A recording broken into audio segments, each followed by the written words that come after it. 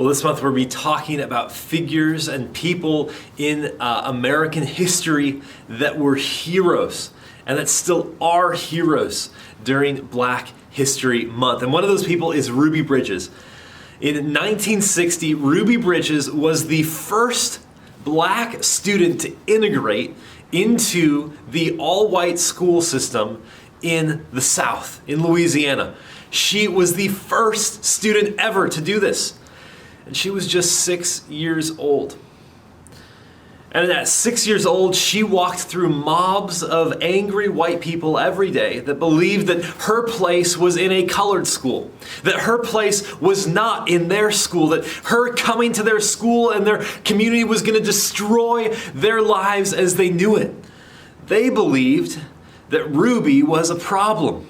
And so they would stay outside her school each and every day and protest and call her names and hurl insults as this little 6-year-old child went to school. But Ruby Bridges had faith that God was bigger and that God was more powerful than anything that was going on in the world. And she proved all of that to be true when one day as she was walking into school, she turned around and looked at the crowd that was heckling her and making fun of her and calling her names and just saying terrible things, and said a little small prayer. God, forgive these people because they don't know what they are doing. Ruby forgave people who hurt her, who harmed her, who threatened her, who did terrible things to her. She forgave them. The only way Ruby was able to forgive these people was because she had faith that God had already forgiven her. And so by the fact that God had already forgiven her so much for her own sin, she could forgive those who were sinning against her.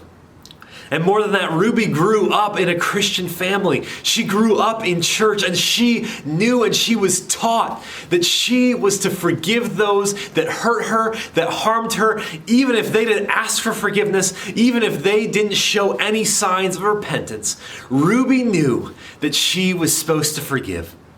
And so Ruby is a great example of someone in our history who showed that God was at the center of her life, and that God gave her the ability to do incredible and extraordinary things, like forgive those who wanted her dead.